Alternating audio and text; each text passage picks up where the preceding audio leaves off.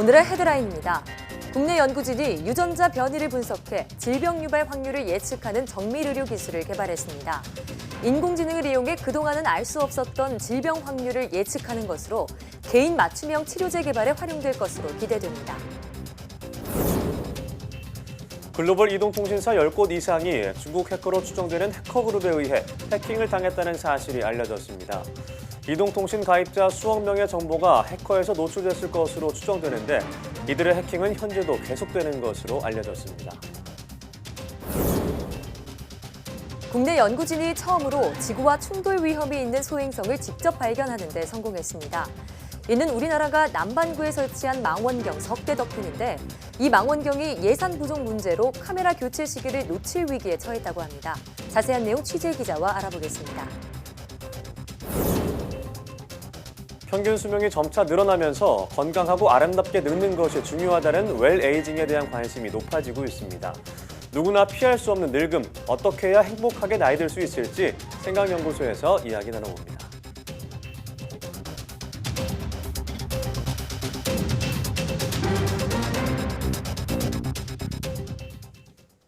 여러분 안녕하십니까? 사이언스 투데이입니다. 유전자 검사를 통해 질병을 예측하는 기술이 더 정밀해질 것으로 보입니다. 포항공대 연구팀은 인공지능으로 유전자를 분석해 기존 유전자 검사가 찾아내지 못했던 질병 유발 가능성까지도 예측하는 정밀 의료 기술을 개발했다고 밝혔습니다.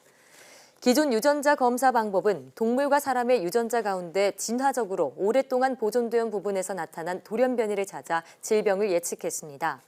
이번 분석 방법은 여기에 더해 진화적으로 보존되지 않는 유전자의 질병 유발 가능성까지 예측합니다. 연구팀은 이 기술로 사람 신호 전달 체계에 이상을 유발하는 유전자 변이를 검출했다며 앞으로는 암을 예측하고 치료제를 개발하는 연구를 진행하겠다고 밝혔습니다. 그럼 연구팀의 자세한 이야기 들어보겠습니다. 환자 데이터랑 그다음에 유전자 변이가 기능 이상을 얼마나 일으켰냐에 관련된 굉장히 많은 데이터를 집어넣고 그거를 인공지능으로 돌려서 그게 질병 변이에 더 긍정적인 영향을 미쳤냐, 부정적인 미쳤냐 이런 식으로 분석을 하는 겁니다. 성인 당뇨병과 고혈압이 알츠하이머 치매와는 연관성이 낮고 혈관성 치매와 연관성이 높은 것으로 나타났습니다. 스웨덴 룬드대 의대 연구팀은 사망한 치매 환자 268명의 뇌조직을 분석해 이들의 사망 전 의료 기록을 조사한 결과 이 같은 사실이 확인됐다고 밝혔습니다. 연구 결과를 보면 환자들 가운데 사망하기 전 당뇨병을 앓은 비율은 알츠하이머 치매로 확인된 그룹에서는 12%, 혈관성 치매 그룹에서는 31%였습니다. 또 사망 전 고혈압 환자였던 비율은 알츠하이머 치매 그룹에서는 37%, 혈관성 치매 그룹에서는 74%였습니다. 연구팀은 치매 위험 요인과 치매의 종류 사이 연관성을 올바로 이해하는 것이 잘못된 진단과 치료를 막는 데 도움이 된다고 강조했습니다.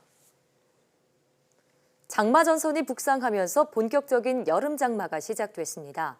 올여름 장마는 예년보다 일주일가량 늦은 지각 장마지만 12년 만에 전국이 한날의 장마권에 드는 동시 장마라고 하는데요. 네, 자세한 장마 전망 화면 보면서 설명드리겠습니다. 지금 보시는 화면은 오늘 오전 제주도 시내와 마방지 부근에 내리는 장맛비를 촬영한 영상입니다. 굵은 비가 세차게 내리고 있는 걸 확인할 수 있는데요. 장마 전선이 국지성 호우를 쏟아부으면서 제주도에는 오늘 새벽부터 호우경보가 발령됐습니다. 또 남해안도 전남 완도에는 호우경보가, 그 밖에 전남과 경남 일부에는 호우주의보가 발령 중입니다. 이 지역에는 시간당 20에서 40mm의 장대비와 함께 순간 돌풍도 초속 15m 안팎으로 강하게 불고 있어 각별한 주의가 필요합니다. 장마 전선은 오늘 새벽 제주도를 시작으로 지금은 남부지방에 영향을 주고 있는데요. 오후 늦게나 밤부터는 내륙으로 더 북상해 중부지방에도 본격적인 장맛비를 뿌릴 전망입니다. 이번 장마가 특이한 건 지각 장마이면서 동시 장마이기 때문인데요. 보통 제주도의 장마가 6월 19일에서 20일에 시작하는데 오늘 제주도에 장맛비가 내렸으니까 일주일 정도 늦은 셈입니다. 그런데 제주도뿐 아니라 남부와 중부까지 오늘 장마권에 들었습니다. 6월에 전국이 동시에 장마권에 드는 건 2007년 이후 12년 만인데요.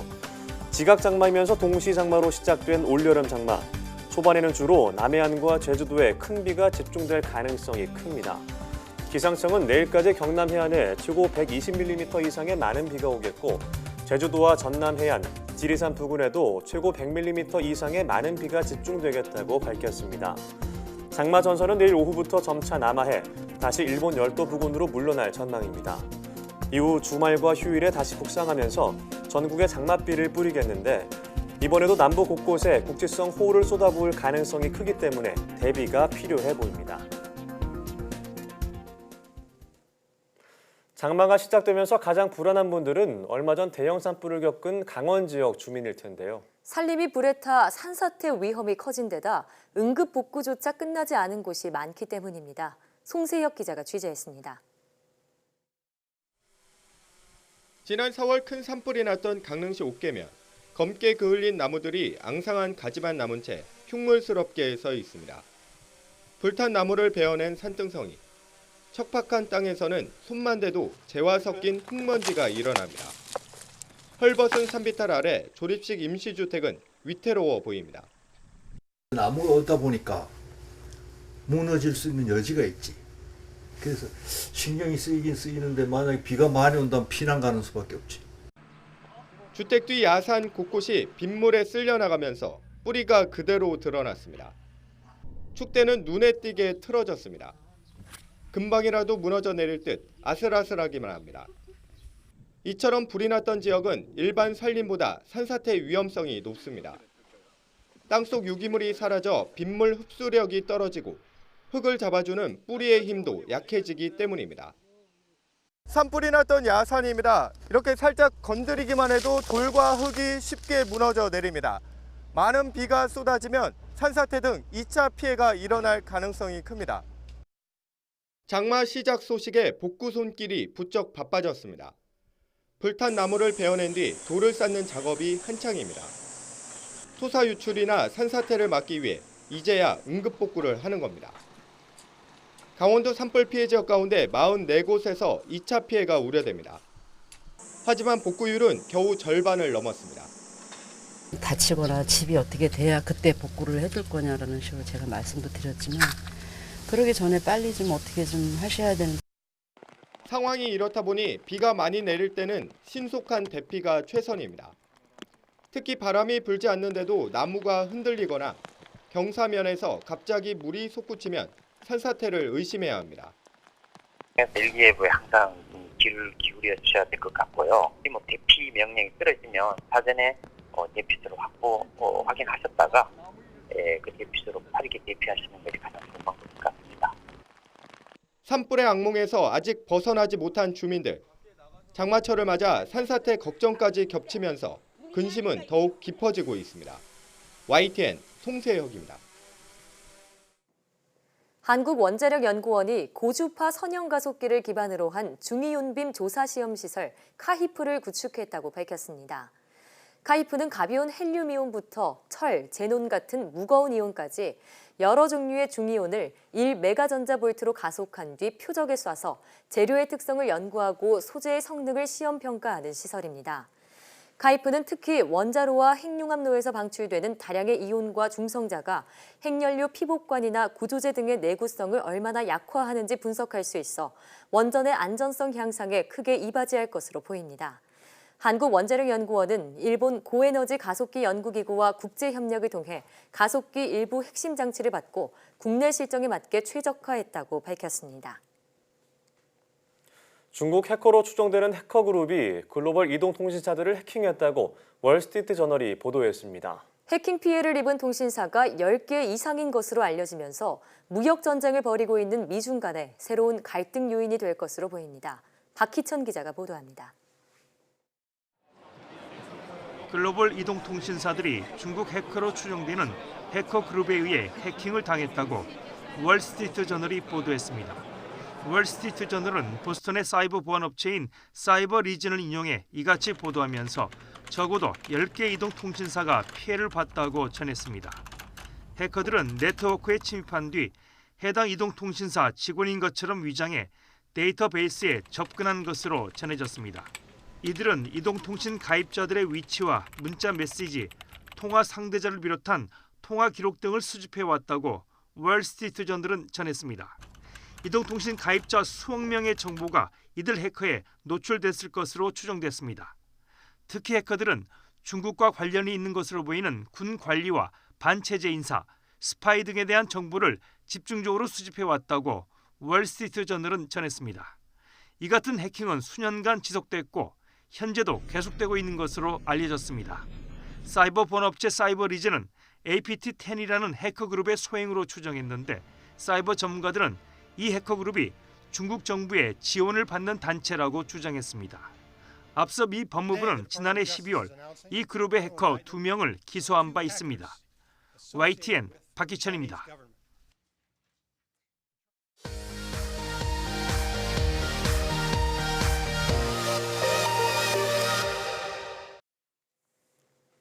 화제의 뉴스를 골라 과학 기자의 시선으로 분석하는 과학 본색 시간입니다. 네, 스튜디오에 이희리 기자 나와 있습니다. 안녕하세요. 어서 오세요. 안녕하세요. 네, 어떤 이야기를 나눠볼까요? 네, 국내 연구진이 처음으로 지구와 충돌할 가능성이 있는 소행성을 발견했다라는 소식을 저희가 전해드렸는데요. 네. 오늘은 이 소식과 관련한 취재의 뒷이야기를 전해드리도록 하겠습니다. 네.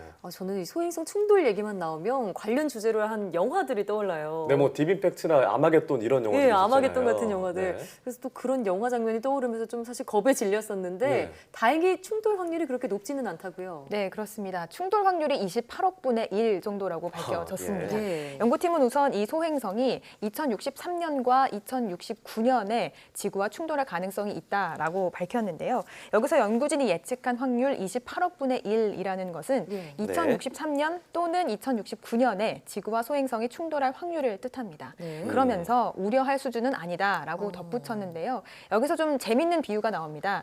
28억 분의 1이라는 확률은 로또를 두 장 샀을 때 네. 한 장은 1등에 당첨이 되고 다른 한 장은 4등에 동시에 당첨되는 그런 정도 수준의 확률이다라는 겁니다. 그만큼 네. 희박하다 이런 제가 로또 2장을 샀는데 한 네. 장은 1등, 한 장은 4등. 안 된다는 얘기잖아요. 네, 정말 확률이 떨어진다는 얘기인데 근데 이제 영상을 보니까 이 소행성이 태양 주위를 타원형으로 돌더라고요. 근데 이 궤도상으로 보면은 지구와 충돌할 확률이 있을까라는 생각이 들던데 어떻게 그 가능성이 나온 건가요? 네, 말씀하신 대로 이 소행성이 궤도를 계속 돈다면 왜 지구와 충돌을 할까? 예. 이거에 대해서 좀 궁금하신 분들도 계셨을 겁니다. 이제 여기서 좀 고려해야 될 점들이 있는데요. 그러니까 지구도 태양을 공전을 하고 이 소행성도 태양 주위를 이렇게 돌게 되는데 이 두 궤도가 가장 가까워지는 지점이 있습니다. 예. 이를 두고 이제 최소 궤도 교차 거리라고 하는데 이 거리가 426만 킬로미터로 예측이 됐거든요.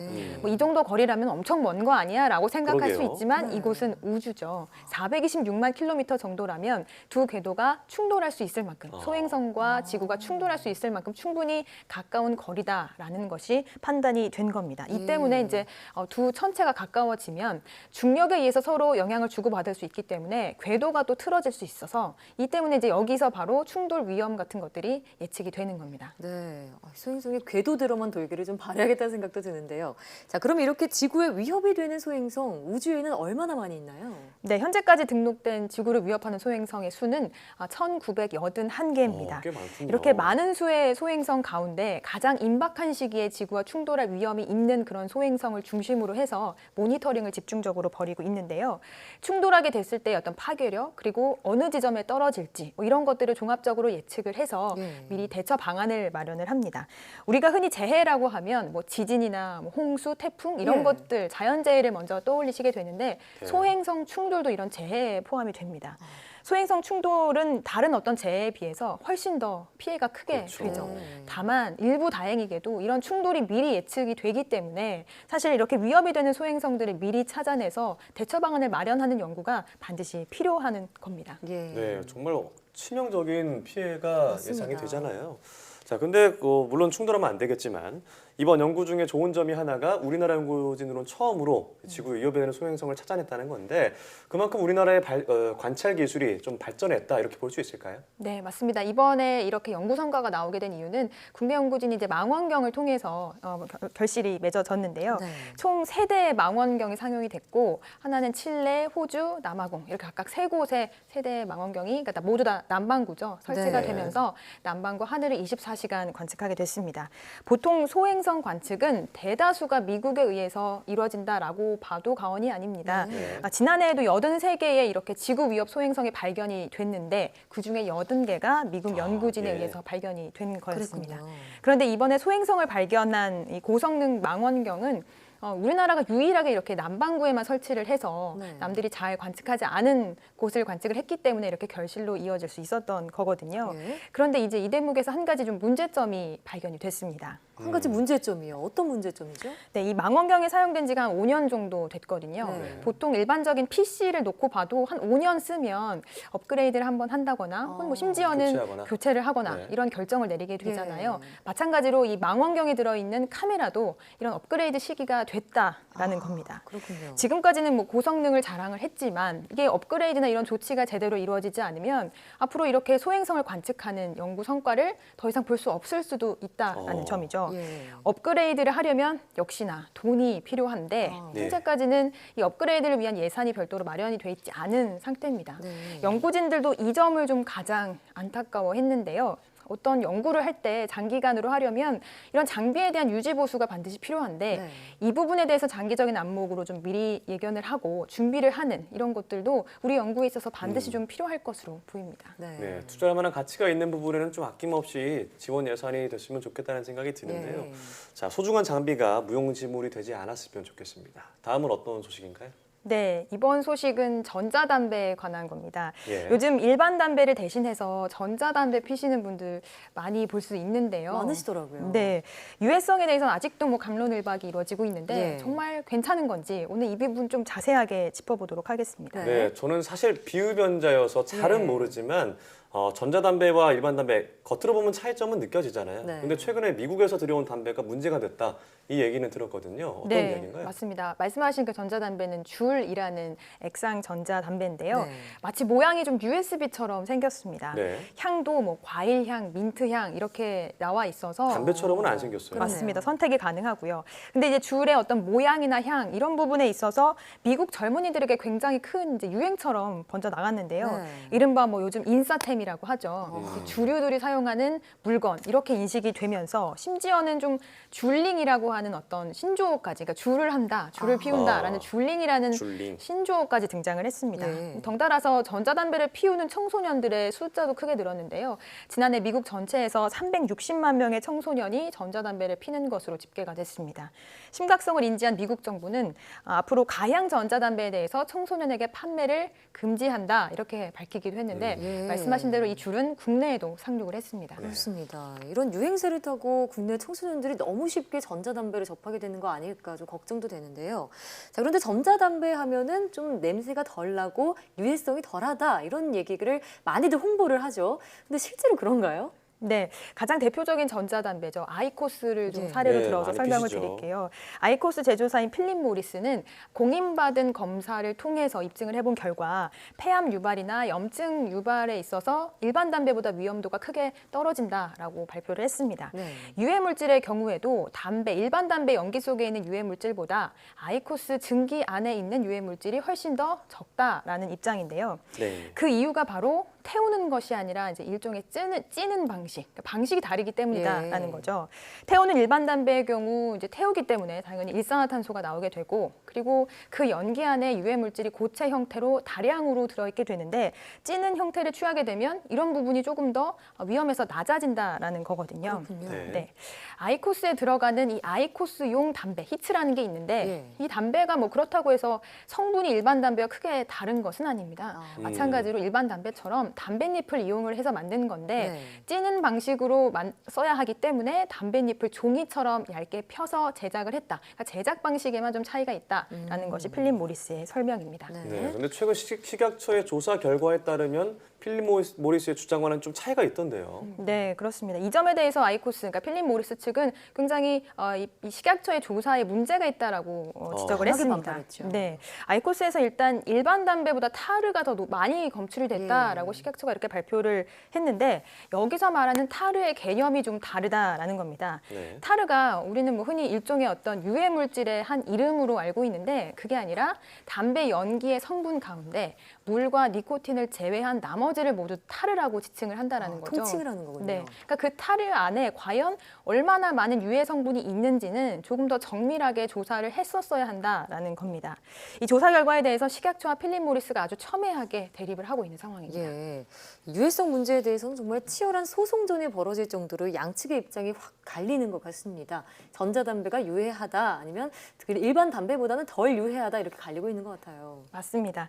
그렇지만 뭐 필립 모리스 측에서도 아이코스가 아예 유해하지 않은 건 아닙니다라고 설명을 합니다. 그렇지만 덜 유해하기 때문에 담배를 끊지 못하는 분들이라면 일반 담배 대신에 그래도 전자담배를 선택하는 것이 낫지 않겠느냐라는 것이 필립 모리스 측의 입장입니다. 네. 그런데 이제 여기서 도덕성 문제가 불거지게 되는데요. 그래도 뭐 말씀하신 대로 어쨌든 유해하니까 금연이 나은 것이지 이게 과연 낫다고 볼 수가 있는 거냐 이런 입장과 맞설 수 있고 네. 오히려 뭐 금연을 하려는 의지를 꺾을 수도 있다 이런 입장도 있습니다.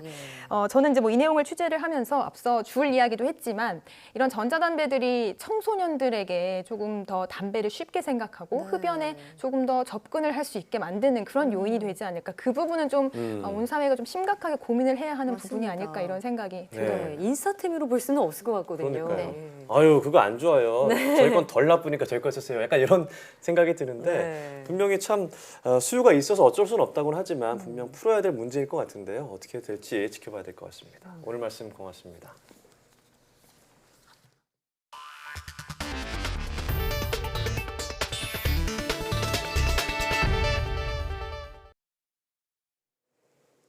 국내에서 소비되는 연어의 대부분이 대서양 연어입니다. 양식 허용 여부를 놓고 논란이 일고 있는데요. 환경부가 위해 우려종인 대서양 연어의 바다 양식에 부정적인 입장을 밝히자 양식업계에서 볼멘 소리가 나오고 있습니다. 황선욱 기자가 보도합니다. 국내에서 양식된 대서양 연어입니다. 부화한 지 3년이 채 되지 않았는데 벌써 무게가 6kg이나 나갑니다. 대서양 연어는 국내 수입 연어의 80%를 차지해 대량 양식이 허용될 경우 큰 수입 대체 효과가 기대됩니다. 양식 허용 논란과 관련해 환경부는 생태계에 미치는 나쁜 영향을 사전에 차단해 제2의 배설을 막는 것이 무엇보다 중요하다는 입장을 밝혔습니다. 다른 어종에 비해 공격성이 높고 성장 속도가 빨라서 토착종의 생장을 저해할 우려가 있고 교잡에 따른 유전자 변질 및 전염병 전파의 우려도 있어서 지정하게 되었습니다. 연구나 양식 목적의 수입 신청이 가능하지만 양식장 유출 우려 때문에 바다 양식 자체에는 부정적입니다. 또 양식 기술도 육상 수조에서 수정란을 치어로 키우는 것으로 실제 바닷물 양식에 성공한 것은 아니라고 설명했습니다. 양식 기술을 개발한 강원도와 양식업계는 당연히 반발합니다. 특히 작년 한 해 수입된 연어가 3만 8천 톤, 4천억 원에 이르는데 경제적 측면을 도외시했다고 비판합니다. 금방 지금 연어 소비가 늘어납니다. 왜 빨리 산업을 일으켜서 우리나라 국가 예산 4천억을 낭비하게 왜 환경부가 만드냐 이거예요. 대서양 연어 양식이 당장은 어렵지만 양식 산업 육성이냐 생태 환경이냐 하는 논란이 재점화할 가능성은 여전히 남아 있습니다. YTN 황순욱입니다. 멕시코의 한 동물원이 멸종위기에 처한 멕시코 늑대 새끼 6마리를 공개했습니다. 멕시코의 차풀테펙 동물원은 지난 5월 초에 태어난 멕시코 늑대 새끼들이 이제 동물원에 자유롭게 풀어놔도 될 만큼 컸다며 이번 영상을 공개했습니다. 동물원 측은 2017년 기준 멕시코 야생에 사는 멕시코 늑대 개체 수는 20마리에 불과하다며 늑대 보존 프로그램으로 240마리가 길러지고 있다고 설명했습니다. 이번에 태어난 새끼 늑대와 부모 늑대도 모두 동물원의 교배 프로그램으로 태어난 개체입니다. 그럼 여기서 동물원 관계자의 말 들어보겠습니다. Y pues vamos a tener a los lobitos aproximadamente un año con sus papás en lo que van madurando. A los 2 años ya son maduros sexualmente, entonces probablemente algunos puedan incluso liberarse en algún lugar en México en vida libre o algunos podrían irse a otra institución zoológica, continuar la reproducción, etc. 백두산의 분화 가능성에 대한 예측 결과를 공유하고 남북 공동 연구 방안을 모색하는 자리가 마련됐습니다. 더불어민주당 이상민 심재권 의원과 지질자원연구원 등은 국회의원회관에서 백두산 화산연구의 남북교류 활성화를 위한 콘퍼런스를 열었습니다. 이 자리에는 정계와 학계, 기관 등 관계자 100여 명이 참석해 백두산 화산 분화를 예측하기 위한 연구 계획을 공유하고 남북 공동연구의 한계와 해결 방안에 대해 논의했습니다. 한국지질자원연구원 김복철 원장은 백두산 화산에 대한 체계적인 연구를 통해 대비책을 마련한다면 피해를 줄일 수 있을 것이라며 남북 공동연구의 성공적 출발을 위해 노력할 것이라고 밝혔습니다. 미래를 선도할 세계 과학 영재들의 축제가 열렸습니다. 카이스트 부설 한국과학영재학교는 오는 30일까지 5일간 부산 KSA에서 2019 KSA 과학축전을 진행한다고 밝혔습니다. 이번 행사는 드림, 디자인, 크리에이트라는 슬로건과 함께 글로벌 공동체로서 인류가 함께 개척해 나갈 미래사회의 모습과 과학기술의 역할을 강조했습니다. 올해는 미국과 중국 등 전 세계 17개 나라 32개 학교에서 학생 100여 명, 교장과 인솔교사 50여 명이 참가할 예정입니다. 이번 축전에 참가하는 학생들은 4박 5일 동안 주제별 실험과 팀별 과제 등 과학 경연 활동을 수행하고 다양한 경연을 듣거나 국내 연구소들을 견학하면서 전 세계 과학 영재들과 교류할 예정입니다.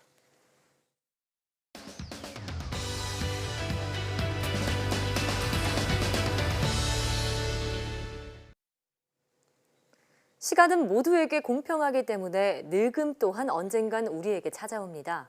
평균 수명 100세를 맞이한 지금 늙음을 어떤 자세로 맞이해야 할까요? 네, 오늘 생각연구소에서는 행복하게 나이 드는 방법에 대해서 알아보겠습니다. 연세대학교 심리학과 이동규 교수와 함께합니다. 네, 교수님 안녕하세요. 어서 오세요. 네, 안녕하십니까. 네, 저도 얼마 전에 앞자리가 좀 3으로 바뀌었지만 사실 사회생활하면서 느끼는 건데 아직 어리구나라는 생각이 들거든요. 자, 그런데 나이가 좀 있으신 분들 얘기 들어보니까 30대에서 40대 넘어갈 때 좀 데미지가 온다 그러는데 교수님은 아직 30대셔서 잘 모르시겠지만 제 생각에는 뭐 어느 나이나 다 좋습니다. 아, 그렇군요. 자, 근데 이제 막연한 두려움과 어떤 그런 것들이 들잖아요. 네. 자, 중년과 노년이 되어간다는 것이 신체적, 어떤 심리적으로 어떤 영향을 미칠까요? 네, 그 영국의 노인 심리학자 브롬리라고 하는 사람이 이런 얘기를 했어요.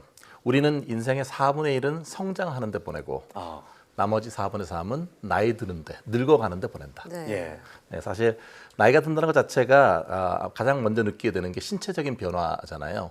중년이 되면 아무래도 이제 행동 반경이 많이 좁아지고 그다음에 뭐 신진대 더 떨어지고 운동도 안 하고 그러니까 체중이 증가할 가능성이 많고요.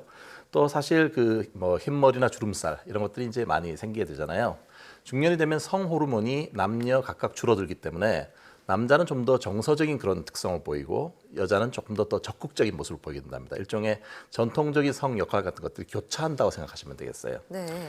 근데 이제 이게 그 발달 심리학자 에릭슨이 얘기하기를 중년의 중요한 그 심리 발달의 키워드는 생산성을 획득하느냐 아니면 침체되느냐 이 두 가지 대비되는 키워드입니다. 생산성과 침체.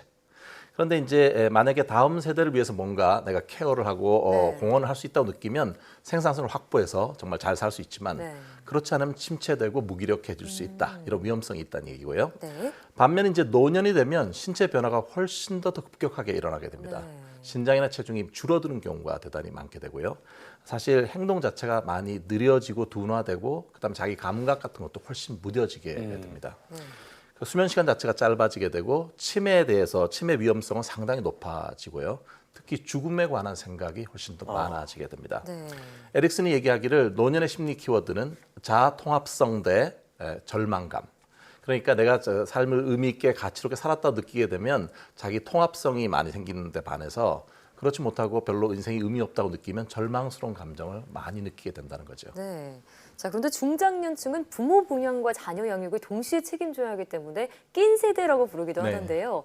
이런 측면이 우울감을 높이는 요인이 될 수도 있을 것 같아요. 네, 실제 그래서 조사를 해보니까요. 한국보건사회연구원이 전국 50세에서 69세에 해당하는 2022명을 대상으로 설문조사했는데요. 가족 부양의 부담 그리고 가족 문화에 관한 그런 의존 인식 조사를 했어요. 그 질문이 뭐였냐면 현재 생활에서 걱정거리가 있으십니까? 이렇게 물었더니 73% 거의 73%가 걱정거리가 있다고 대답해서 중장년이요. 네. 그 10명 중에 7명 이상이라고 봐야 되겠죠. 가장 큰 걱정거리가 그럼 뭡니까? 그랬더니 소득이 너무 부족해서 경제적으로 어렵다. 이런 응답이 24.6%, 즉 4분의 1 정도가 되고요. 자녀가 독립할 때까지 내가 경제적으로 부양해줘야 될 텐데 이런 부담이 22.5%고요. 네. 자녀가 독립하고 또 내가 은퇴한 다음에도 뭔가 느끼게 되는 외로움이라든지 어떤 사회적 고립감 이런 거에 대한 부담이 11.8%가 있었습니다. 그리고 이제 이분들도 부모님이 있으니까 부모님을 경제적으로 또는 비경제적으로 부양해야 되는 부담 이것이 7.6%고요. 앞으로 경제 활동을 참여할 수 없을 것 같은 그런 어려움 그것이 6.7%. 사실 이렇게 중장년층은 사실 실업률이 지금 많이 높아지고 있거든요. 그래서 실직하거나 은퇴를 하게 되면 그동안 누려왔던 많은 사회적 지위가 다 사라지는 거지 않습니까? 자기 정체감이나 사회적 지위가 없어지고 또 사회적 유대관계도 축소되고 그러니까 이런 사람들이 좌절하고 상실하게 되면 우울해지고 불안해지고 그렇게 되겠죠. 네. 예, 그런데 참 노년층으로 오면서 더 문제가 심각해지는 것 같습니다. 요즘 들어서 더욱 청년이나 노년층의 갈등이 심화되는 것 같은데요. 그 이유가 어디 있을까요? 사실 이게 최근에 이제 청년층들이 그 노인 비하 단어들 같은 거 혹시 들어보셨습니까? 뭐 틀딱, 뭐 틀니를 딱딱딱 이런 거고, 그다음에 이제 혐노 이런 말들이 있는데 노인 혐오 정서가 상당히 많이 있습니다. 실제로 많은 청년들은 노년층들에 대해서 이렇게 얘기를 하죠. 말이 안 통한다. 이렇게 얘기를 하고요. 실제로 국가인권위원회의 노인인권 종합 보고서를 보니까요. 청년의 88.5%는 노인하고 얘기가 안 된다. 이렇게 얘기를 하고요. 반대로 노인 입장에서는 청년하고 얘기 안 된다는 비율이 51.5%였습니다. 사실 이게 삶의 가치가 되게 다르다고 봐야 되는데 세대 간에 현 노년층은 사실 어떻게 보면 국가 발전이나 충효라든지 뭔가 절대적 가치가 되게 중요했던 시대인데요. 젊은 층들은 자기 개인이 중요하고 사회적인 공정성이 중요한 그런 시대잖아요. 그게 사실 서로 간에 이제 소통이 잘 안 된다고 느끼고 있는데 노인들 같은 경우에는 자기의 정체성이 부정당하는 것 같은 느낌이 드니까 상당히 이제 분노의 감정을 표시하는 분들도 있습니다. 네, 이 혐도라는 신조어가 생긴 현실이 정말 안타까우면서도 해결책이 없을까 싶은데 세대 간의 갈등을 줄일 수 있는 방법 없을까요? 글쎄 이제 젊은이들도 결국 나이 들지 않겠습니까? 그 사실을 인식하는 게 중요하고 또 하나는 이제 부모 세대도 그냥 나이 드는 게 힘든 것만 있는 건 아닙니다. 그동안에 지혜라는 것이 있으니까 존경받을 수 있는 모습을 갖고 가야 되겠죠. 서로 다른데 서로 상대를 너무 바꾸려고 하고 강요를 하고 이렇게 되면 이제 갈등이 생기니까 서로 다른 가치에 대한 존중하는 문화와 배려가 필요하겠습니다. 네. 자, 세대 간의 갈등이 심해지는 것도 중요하지만 그 범죄 비율이 증가하고 있다고 들었는데 그 이유는 뭘까요? 지금 경찰청 조사를 보니까요. 최근 5년간의 65세 이상 고령 범죄 추이가 보니까 2013년에는 7만 7,260명이었던 것이 2017년에는 11만 2,360명으로 5년 사이에 45%포인트나 증가했다고 합니다. 근데 이제 범행 동기를 분석을 해보니까 가장 큰 게 뭐냐면 생활비 때문이래요. 그래요? 그러니까 빈곤 문제인데 결국 가난과 소외 때문에 이런 그 생계형 범죄가 되게 많이 생겼다고 합니다. 그래서 이들의 경제적, 심리적 불안 같은 것이 자기가 견딜 수 있는 임계치를 넘어가게 되면 때로는 강력 범죄로도 이어지고 있습니다. 예, 그런 부분은 반드시 정책적인 대안이 필요하겠고요. 사람은 누구나 늙는데 이 노화를 긍정적으로 받아들이면 어떤 긍정적인 영향이 있을까요? 실제로 그 재미있는 실험이 있는데요. 심리학자 레비와 동료들이 실험을 했는데 노화에 대해서 얼마나 이 사람들이 긍정적으로 느끼는가가 나중에 실제 그들의 수명과 관련이 있는지를 봤어요. 그래서 50대 이상 남녀 660명을 대상으로 23년 전에 설문조사를 해둔 거예요. 그럼 나중에 추적조사를 한 거죠. 그러니까 했더니 설문이 뭐였냐면 이거예요. 당신은 사람이 늙어갈수록 쓸모가 없어진다는 그 명제에 동의하십니까? 동의하면 노화에 대해서 부정적으로 생각하는 거고 동의하지 않으면 긍정적인 거 되잖아요. 근데 결과를 보니까 노화에 대해서 긍정적으로 생각한 사람이 부정적으로 생각한 사람보다 평균 7.5년이 더 오래 살았다고 합니다. 그래요. 예, 근데 이게 이제 혹시 사회 경제적인 지위라든지 외로움 수준이라든지 또는 전반적인 건강 때문에 그런 건가 이런 요소를 다 통제했는데도 결과는 여전히 동의를 했다고 합니다. 그러니까 사실 이제 훨씬 긍정적으로 노화를 바라보는 게 되게 중요하겠죠. 예, 참 모든 일에 대해서 긍정적으로 생각하는 게 좋다는 생각이 드는데 그럼 이제 행복하고 건강하게 나이 드는 방법 어떤 게 있을까요? 제 생각에는 이제 늘 말씀드리지만 제가 시력은 되게 약해지지만 마음의 눈은 맑아지는 것 같아요. 결국 그게 이제 삶은 살면서 점점 더 삶의 경험이 하나의 현명하게 만들어 준다는 거죠. 그 자기 열심히 노력한 자기 자신에 대해서 격려하고 긍정적으로 바라보시는 게 좋겠습니다. 이제 제가 생각할 때는 성공적인 노화에 가장 중요한 건 신체적인 건강이 아닐까 싶어요. 맞습니다. 평상시에 사실 더 건강 관리를 더 많이 하셔야 될 것 같고요.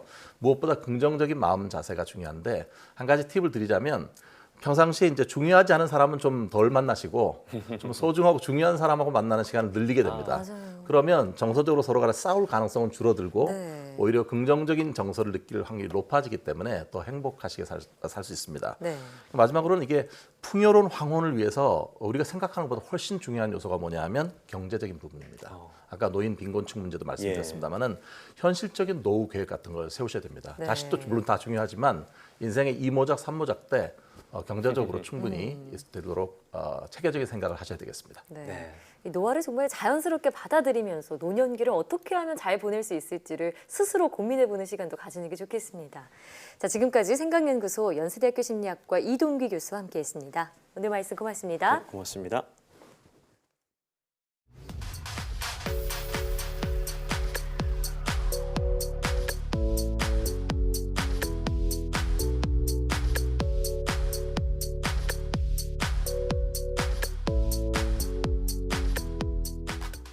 우리나라는 OECD에서도 손꼽히는 장수 국가입니다. 그렇지만 일을 그만두고 남은 수명을 뜻하는 은퇴 후 기대 수명은 OECD 국가 중 가장 짧은데요. 이는 나이가 들어서까지 일을 해야 하는 노인이 그만큼 많다는 의미입니다. 자녀 교육과 가족 부양에 힘을 쏟다 보니 제대로 노후 준비가 안 되어 있기 때문인데요. 문제는 저출산 고령화 추세로 이런 문제가 갈수록 심각해질 거란 점입니다. 세대 간의 갈등을 줄이면서 노년기 삶의 질을 높이는 방법은 무엇일지 우리 사회가 함께 고민해야겠습니다. 네, 사이언스 투데이 오늘 저희가 준비한 소식은 여기까지입니다. 함께해 주신 여러분 고맙습니다.